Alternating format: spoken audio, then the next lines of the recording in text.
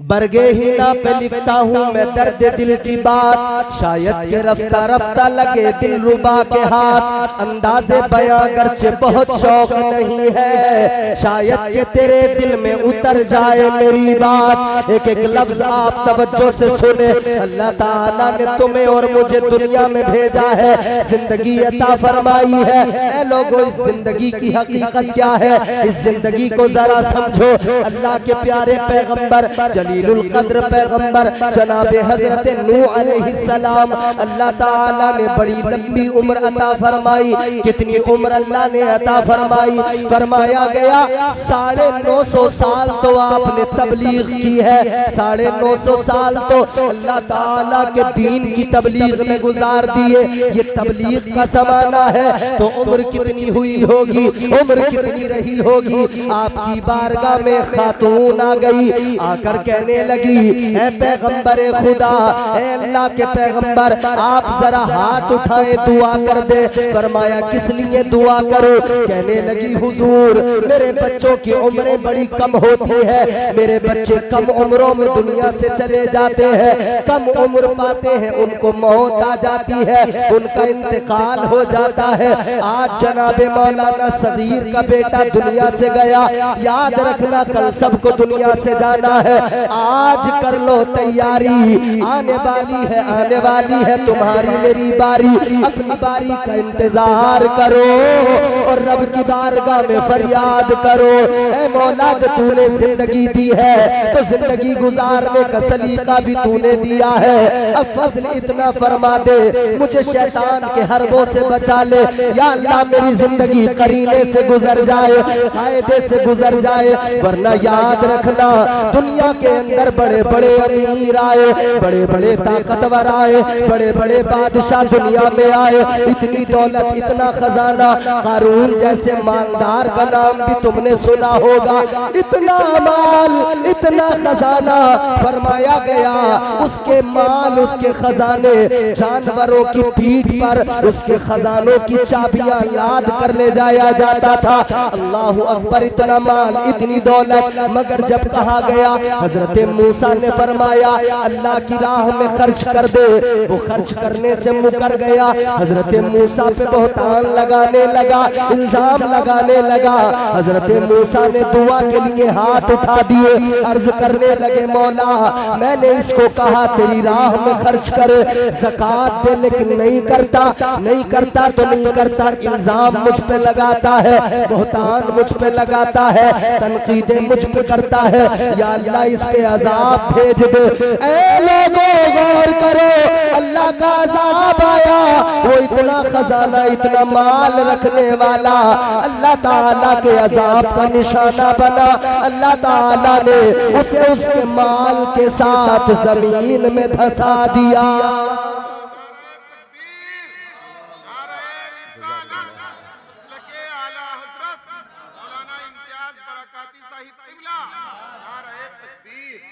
अल्लाह ने माशाअल्लाह, मौलाना मिंजार साहब आ गए, बड़ी उम्दा निजामत इन्होंने की, बड़े बड़े अच्छे शेर सुने। अल्लाह ताला जब उसका अजाब आता है ना फिर खैर नहीं। तुमने देखा नहीं उन कौमों का हाल, अल्लाह ने कारून को ऐसी जमीन में धंसा दिया माल के साथ। उलमा फरमाते हैं कयामत तक वो यूं ही जमीन में धंसता रहेगा, धंसता रहेगा, धंसता रहेगा, जमीन के अंदर ही जाता रहेगा। अभी आपने देखा ना जलजला आया नेपाल में, इमारतें गिर गई, जमीन फटती है, जमीन हिलती है, ऐसे हिलती है जमीन, इतनी मजबूत, इतनी सख्त, इतनी ठोस है जमीन, मगर जब जलजला आता है ना ये पहाड़ ये बिखरने लगते हैं। ऊंची ऊंची इमारतें जमीन में अंदर धंस जाती हैं। ये जलजले इतने खतरनाक, तुर्की में आया था जलजला, तबाही ही तबाही थी हर तरफ, तबाही के वो मनाजिर दुनिया ने देखे नहीं। दिए से लोग कभी तूफा से ताकत छीन लेता है, वो जालिम बादशाहों से हुकूमत छीन लेता है। अल्लाह ताला सबसे बड़ा ताकत वाला, दिए से लोग कभी तूफान से ताकत छीन लेता है, वो जालिम बादशाहों से हुकूमत छीन लेता है। वो अपने नेक बंदों को कभी रुसवा नहीं करता, मगर भटके हुए लोगों से जन्नत छीन लेता है। भटके हुए की खैर नहीं है फिर, मगर नेक बंदों को अल्लाह कभी रुसवा नहीं करता। जिंदगी बड़ी जलजले तो अभी और भी देखने भाई, अल्लाह ने कुरान में वाज़े फरमा दिया। परवरदिगार ने फरमाया इज़ा ज़ुल्ज़िलतिल अर्दु ज़िलज़ालहा, अल्लाह ने वो ज़लज़ला भी याद दिलाया जब कयामत कायम होगी तो ज़लज़ला आएगा, जमीन बिखरने लगेगी, जमीन हिलने लगेगी, पहाड़ बिखरने लगेंगे, सारी कायनात में ये बड़ी बड़ी इमारतें, बड़े बड़े पहाड़ सब रेजा रेजा होकर बिखर जाएंगे। फिर क्या होगा? जमीन अपने अंदर जो कुछ है सब निकालेगी। व अखरजतिल अर्दु अथक़ालहा,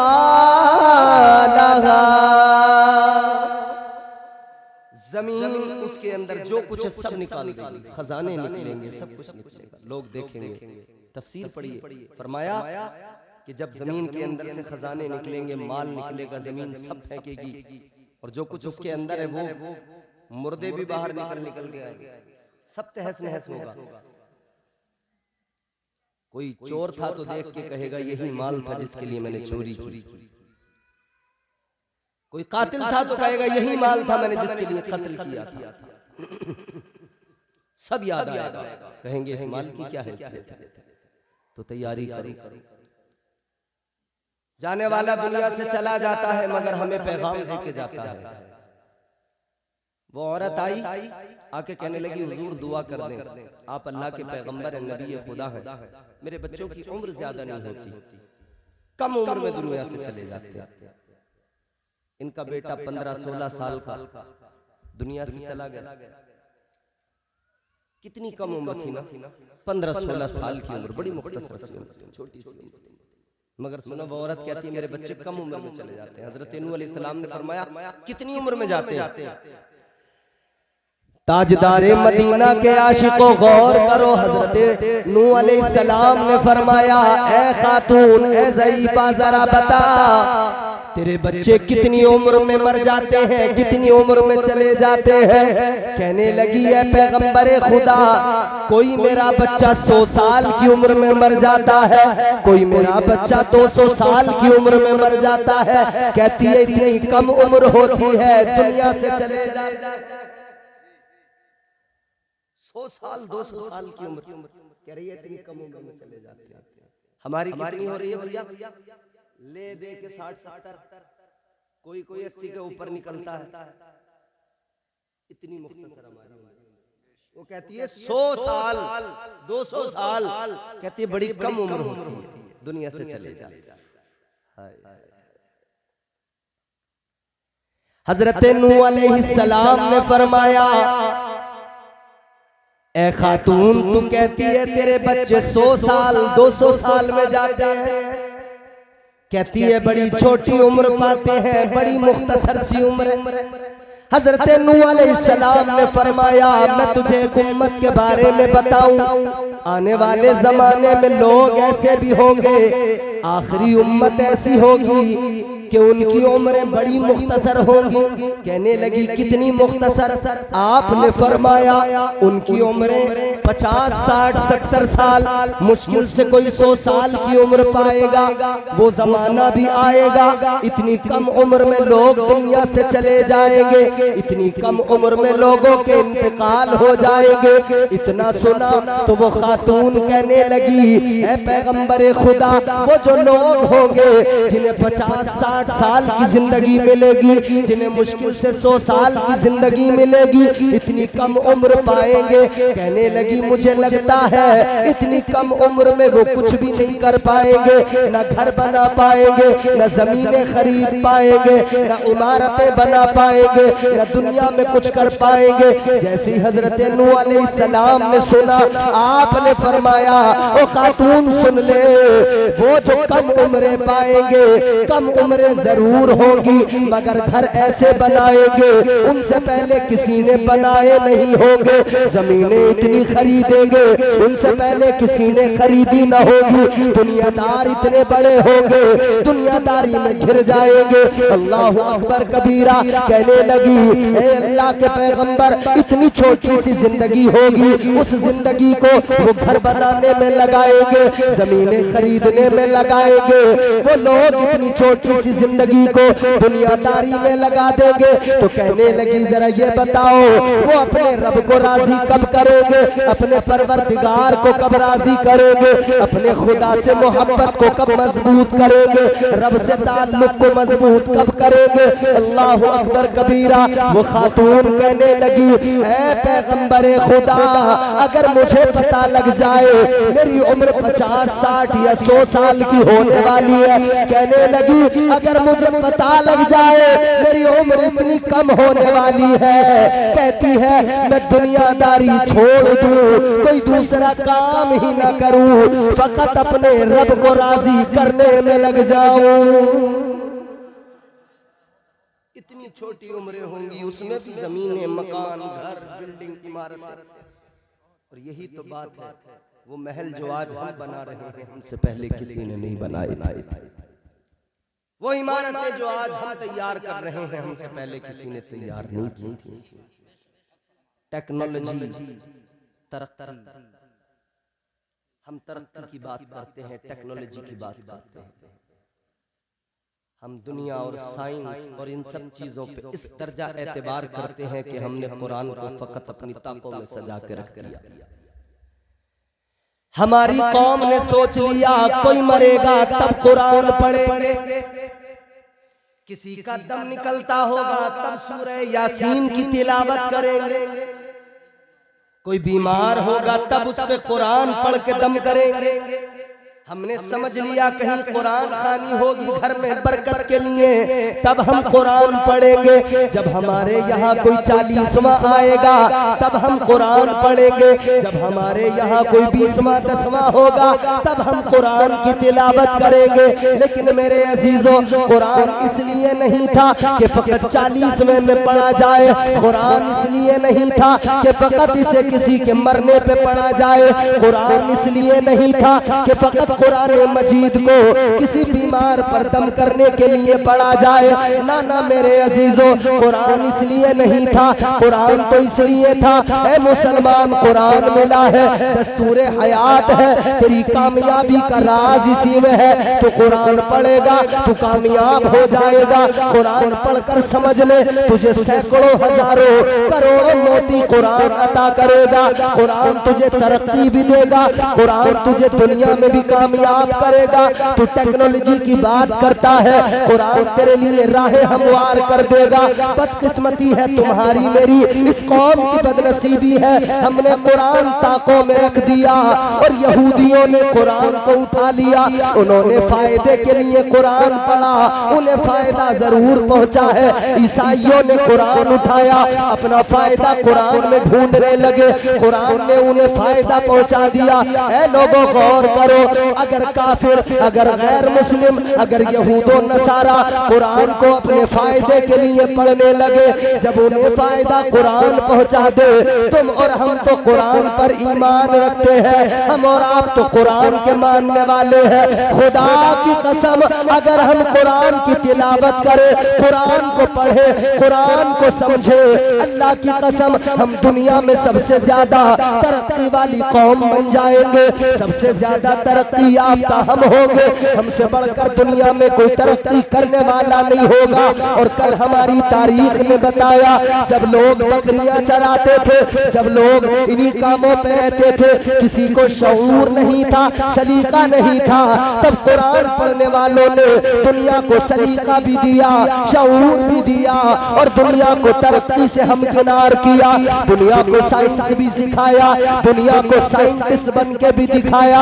कुरान पढ़ने वाले इतने बड़े बड़े साइंटिस्ट गुजरे हैं मेरे अजीजों। उन कुरान पढ़ने वालों ने, अगर तुम्हारे मेरे दरमियान आज ये मशीनें आ गई हैं, ये मशीनें आज जो तुम्हारे मेरे दरमियान है, ये मशीनें कैसे बनी है? इन मशीनों को बनाने के लिए रिसर्च तो किया गया है, मगर सुनो सुनो, 1400 साल पुरानी तारीख उठा के देखो, सहाबा ने कुरान से ये नतीजे पहले ही निकाल के दे दिए थे, ये मोती पहले ही निकाल के दे दिए थे। अल्लाह अकबर। बड़े साइंसदान गुजरे जिन्होंने कुरान पढ़ा, कुरान ने उन्हें साइंस सिखाया।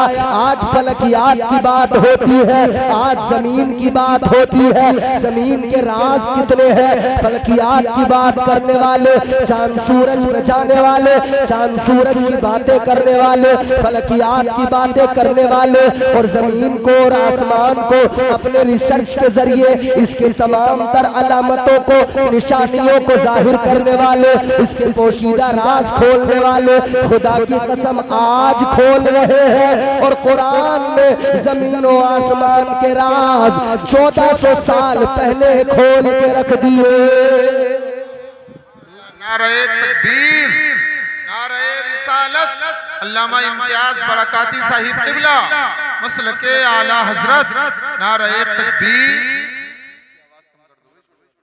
मगर सुनो, हमने कुरान ताकों में रख दिया। वो एक शायर ने इसीलिए कहा ना, सामान तिजारत मेरा ईमान नहीं है, सामान तिजारत मेरा ईमान नहीं है, हर दर पे झुके सर ये मेरी शान नहीं है, हर दर पे झुके सर ये मेरी शान नहीं है, हर लफ्ज को सीने में बसा लो तो बने बात, हर लफ्ज को सीने में बसा लो तो बने बात,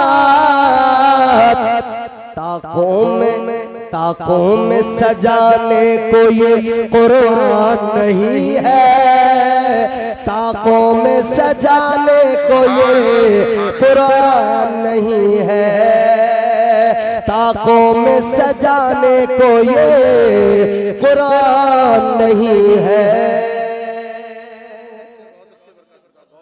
पढ़े कुरान, कुरान दस्तूर हयात है, कुरान सलीक़े ज़िंदगी है, करीने क्या है कुरान? कुरान में खुद रब ने फरमाया, परवरदिगारे आलम ने खुद कुरान मजीद में फरमाया, नज़्ज़लना अलैकल किताब तिबयानन लिकुल्लि शैइन हुदन व रहमतन व बुशरा लिल मुस्लिमीन। अल्लाह ताला ने फरमाया, ये जो कुरान हमने नाजिल किया है, इस कुरान में हर शय का खुला बयान है, हर शय का खुला बयान, हर शय। आप जमीन के बारे में पढ़ो, कुरान बताएगा, आसमान के बारे में देखना चाहो, कुरान बताएगा, इंसान के बारे में जानना चाहो, कुरान बताएगा, हर शय का खुला बयान। लेकिन कुरान का अंदाज क्या है? वो एक बादशाह था, काफिर था, उसको पता लगा कि कुरान में हर शय का बयान है, काफिर था।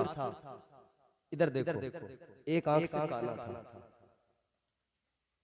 एक अल्लाह वाले थे, उनसे कहने लगा कि तुम्हारा कुरान, कुरान में तुम्हारे रब ने कहा है कि कुरान में हर शय का बयान है, तो कहता है कुरान में क्या मेरा भी बयान है, क्या मेरा भी जिक्र है कुरान में? काफिर था। तो अल्लाह वाले ने, चूंकि कुरान का मिजाज ये है कि कुरान जब बात करता है तो पूरा एक चैप्टर होता है वो। कुरान कभी कभी सराहतन कुछ बातों का जिक्र करता है, कभी इशारतन जिक्र करता है, कभी किनायतन जिक्र करता है, कभी एक लफ्ज में तमाम एक मंजर होता है, उसकी अक्कासी होती है। जैसे अल्लाह ताला ने कुरान मजीद में फरमाया, या अय्युहल्लज़ीना आमनू, ए ईमान वालों, तो सारे ईमान वालों का जिक्र हो गया, तुम्हारा मेरा अगले पिछले सबका जिक्र हो गया। अब जरूरत पड़ेगी तो कुरान कहीं किसी का नाम भी लेगा, और कुरान में इशारतन भी, और कभी ऐसा भी मौका है कि सहाबी का बाज़ाब्ता कुरान में नाम भी मौजूद है, हज़रत ज़ैद। मगर सुने मेरे अज़ीज़ों, वो काफिर बादशाह कहने लगा कुरान में क्या मेरा भी जिक्र है, क्या मेरा भी जिक्र है कुरान? कहता है अगर कुरान में तुम मेरा जिक्र सुना दो, दिखा दो तो मानू, वरना तुम्हारा कुरान झूठा, तुम्हारा दीन झूठा। अब अल्लाह वाले ने सोचा इसे कैसे समझाऊं, इसे इतनी लंबी बात समझाऊं, इसकी समझ में नहीं आएगी, ये क्या समझेगा कि कुरान का क्या है शान नुज़ूल, और कुरान की शान क्या है, और कुरान की जो फसाहत व बलागत है वो क्या है, इसकी समझ में नहीं आएगी। तो आपने फरमाया हाँ तेरा भी जिक्र है। अगर उससे कहते तेरे नाम के साथ नहीं है तो वो नहीं समझता बात, मगर आपने फरमाया तेरा भी जिक्र है कुरान में, कहने लगा कहाँ है जरा मुझे दिखाओ। तो अल्लाह वालों का इस्लाह करने का, या कभी कभी दीन की खातिर बस उनके मामलात ऐसे होते हैं, कभी कभी वो इस तरह से भी इस्लाह करते हैं। बादशाह कहने लगा मेरा जिक्र दिखाओ कहाँ है कुरान में, ये एक आंख से काना था। अल्लाह वाले ने पढ़ दिया, वकाना मिनल काफिरीन, फरमाने लगे ये रहा तेरा जिक्र। कुरान कह रहा है वो काना जो है वो काफिरों में से है। ये है तेरा जिक्र, तो काना है ना, कुरान कहता रहा काना काफिरों में से है। कुरान हर शय का खुला बयान है, और फरमाया आगे हुदम व रहमतम व बुशरा लिल मुस्लिमीन, फरमाया कुरान हिदायत भी है, कुरान रहमत भी है, कुरान बशारत। कुरान पढ़ो तो सही, इससे अपना रिश्ता तो जोड़ो, रिश्ता तो मजबूत करो। यही कुरान है कि अल्लाह ताला ने इसी कुरान में फरमाया, वनुनज़्ज़िलु मिनल कुरआनि मा हुवा शिफाअ व रहमतुल लिल मुमिनीन। कुरान पढ़ो मेरे अजीजों, फकत मुर्दों पे नहीं पढ़ो, फकत इसाले सवाब के लिए नहीं, फकत बीमारों पे पढ़ने के लिए नहीं, बल्कि कुरान अपनी जिंदगी को बेहतर बनाने के लिए पढ़ा करो, अपनी जिंदगियां आसान बनाने के लिए पढ़ा करो, कुरान को समझा करो। अल्लाह ताला ने कुरान मजीद में सारे राज खोल दिए, बंदों को जीने का सलीका सिखा दिया। वो कौम जो तरक्की कर रही है, वो कौम जिसने तरक्की की है, अल्लाह ताला उसी कौम को तरक्की देता है, उसी कौम को तरक्की से हमकिनार करता है जो कुरान को उठा लेता है। अब ये काफिर लोग कुरान को उठाते हैं फकत दुनियावी फायदे के लिए, तो ये भी महरूम नहीं रहते, दुनियावी फायदा इन्हें भी मिल जाता। और हम तो कुरान के मानने वाले ठहरे, कुरान के पैरोकार, कुरान पढ़ने वाले ठहरे। कुरान मजीद में अल्लाह ताला ने वाज़े फरमा दिया, क्या मेरे बंदो तुम्हें जिंदगी दी है तो फिर जिंदगी के करीने, जिंदगी के सलीके भी अल्लाह ने सिखाए। अल्लाह ताला ने बंदों को ये भी बता दिया तुम्हें मैंने क्यों पैदा किया, किस लिए पैदा किया। अल्लाह ने फरमाया वमा खलक़तुल जिन्ना वल इंसा इल्ला लियअबुदून। अल्लाह ताला ने फरमाया इंसानों सुन लो, जिन्नात सुन लो, तुम्हें जो पैदा किया गया है वो इबादत के लिए पैदा किया गया है। अल्लाह फरमाता है तुम्हें हमने अपनी इबादत के लिए पैदा किया है।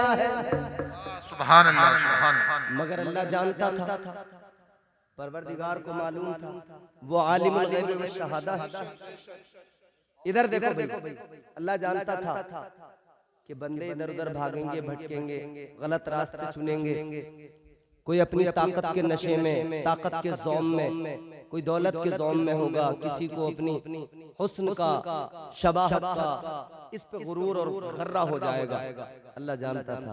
अल्लाह ने फरमाया खबरदार, मेरा मुकाबला न करना कभी भी, मेरा मुकाबला कभी न करना, वरना याद रखना तुम दुनिया के सारे इंसान, सारे जिन्नात सब भी जमा हो गए ना, तब भी तुम्हारी औकात नहीं। जितनी ज़कंदे मारनी है मार लो, मगर तुम्हारी औकात, तुम्हारी हैसियत कुछ भी नहीं। अल्लाह ताला ने फरमाया या माशरल जिन्नि वल इंसी इन इस्ततातुम अन तनफुज़ू मिन अक़तारिस समावाति वल अर्दि फनफुज़ू ला तनफुज़ूना इल्ला बिसुल्तान। अल्लाह ने फरमाया सारे इंसान जमा हो जाए, सारे जिन्नात जमा हो जाए, जितना चाहे जोर लगाए, जितनी ज़कंदे मारे, मगर जहां भी जाओगे, जितना भी जोर लगाओगे, जिधर भी जाओगे, तुम्हें अल्लाह की ताकत, उसकी कुदरत के जलवे नजर आएंगे।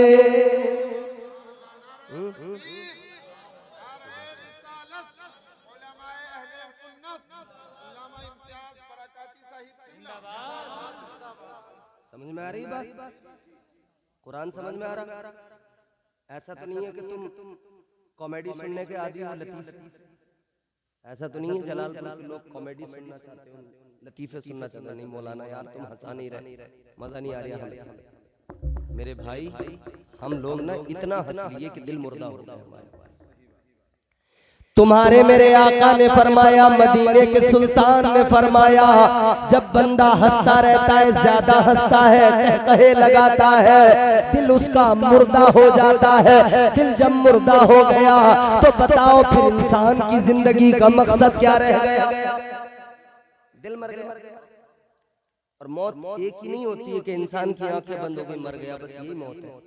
नहीं, यही एक मौत नहीं। कुरान के अकॉर्डिंग, कुरान के हिसाब से अगर समझे ना, तो कई ज़ाविये हैं मौत के, कई तरह से मौत आती है। एक मौत ये है कि इंसान की अक्ल मर जाए, ये भी मौत है। अक्ल मर गई, अक्ल को मौत आ गई, अक्ल मर गई। कैसे?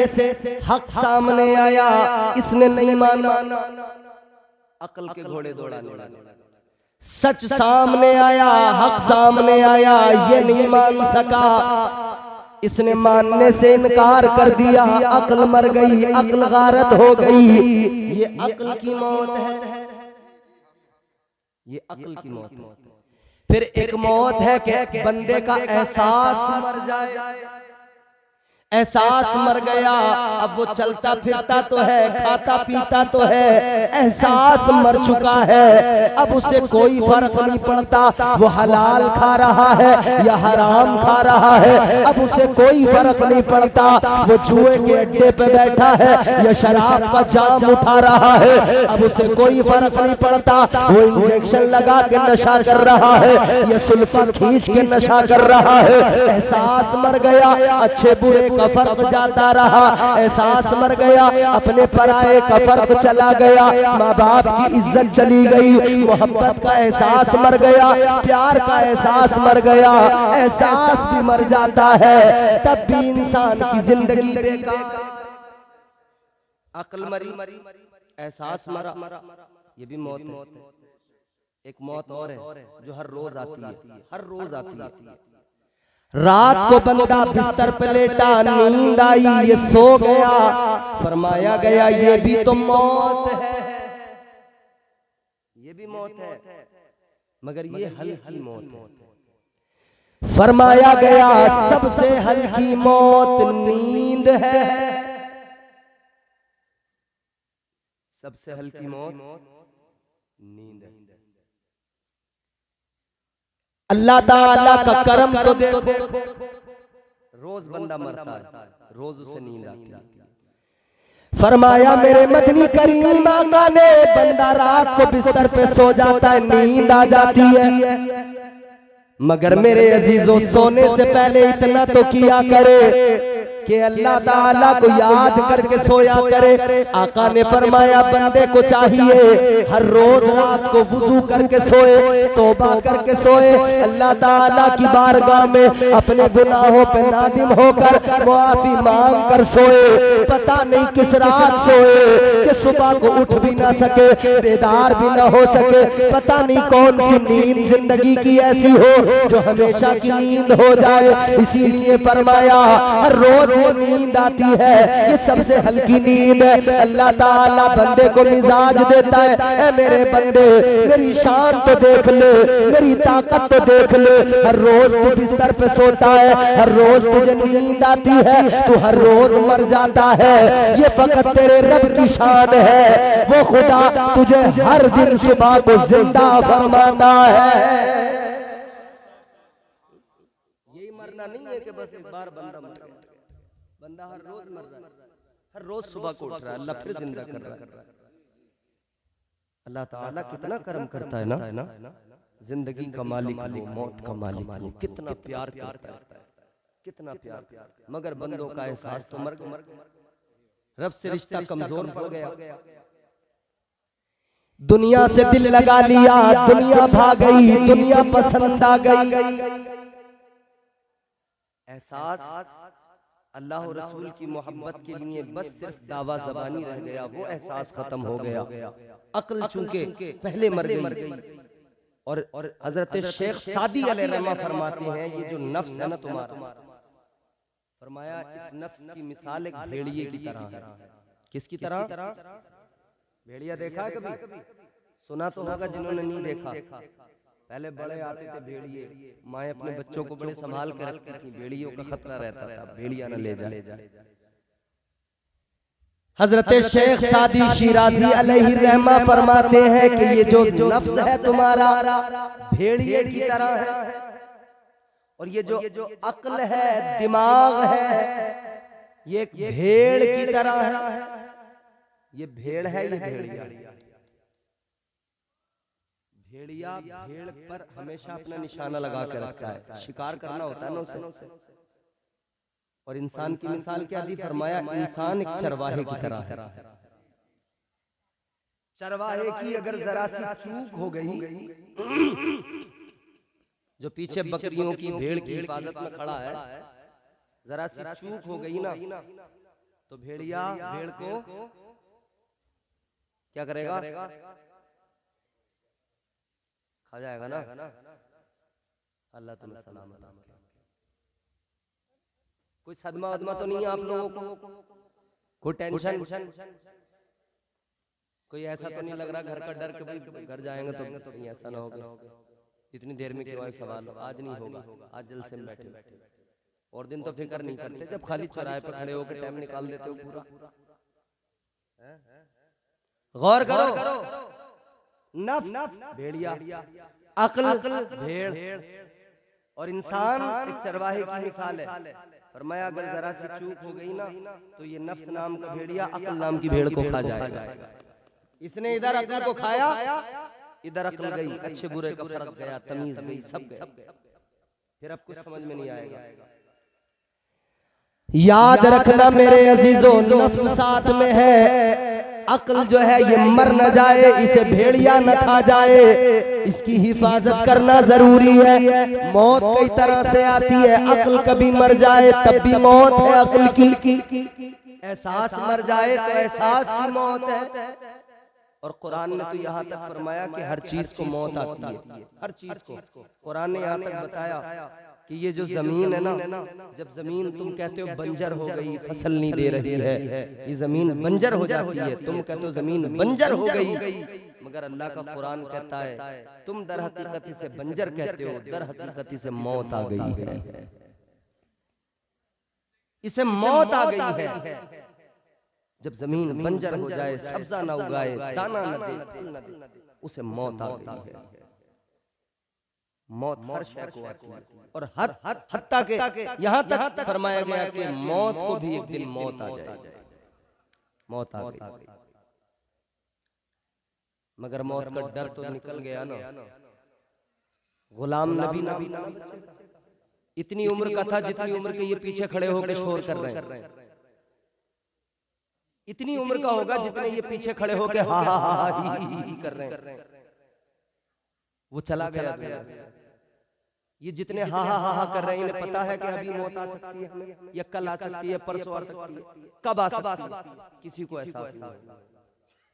मगर सब दंगे दुनिया में, सब मजे में दंगे। मौत से कोई नहीं बच सका, पीछे हंसने वालों तुम्हें भी एक दिन मौत आएगी। ये ना समझना कि कब आएगी, जब आएगी तब आएगी, जब आएगी तब देखा जाएगा। हर सांस को आखिरी सांस समझ लो, पता नहीं कब मौत आ जाए। बेगैरत ना बनो, बेगैरती हमेशा बर्बाद कर देती है। ये कौम बेगैरती की वजह से बर्बाद हुई, ये कौम बेगैरती की वजह से तबाह हो गई। आज मेरी कौम का नौजवान बेगैरत बनकर अल्लाह और रसूल की तालीम से दूर होकर, अल्लाह और रसूल से मोहब्बत को भुलाकर हा हा हा हा कर रहा है। और उधर फलस्तीन के मुसलमानों पर जालिम यहूदी बम बारूद गिरा रहा है। इस बेगैरत का तो इतना भी एहसास मर गया, किसी के घर मौत के चहलुम के या छमाही के प्रोग्राम में आया है, उसमें सलीके से रह सके, उसमें तो कम से कम गैरत का मुजाहिरा करे, किसी के गम में तो शरीक हो जाए। मगर जिसकी अक्ल मर गई, जिसका एहसास मर गया, न उसे किसी का गम नजर आता है, न उसका एहसास बेदार होता है, न किसी के मरने पे उसे अफसोस होता है। वो हंसने में अपनी जिंदगी तबाह कर लेता है, हंसने में खुद को बर्बाद कर लेता है। खुदा की कसम नौजवानों, जिंदगियां बदल डालो।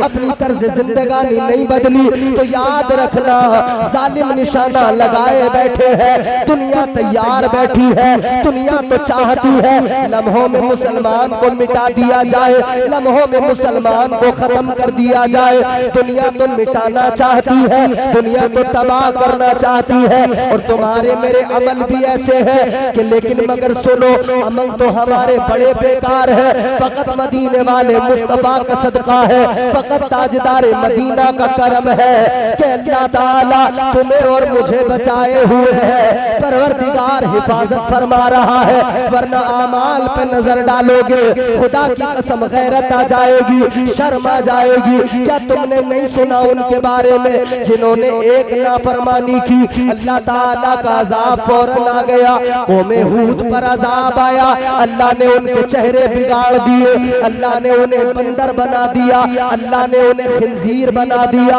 रात दिन हंसने वाले, रात दिन तुम्हारे दिल को क्या हो गया?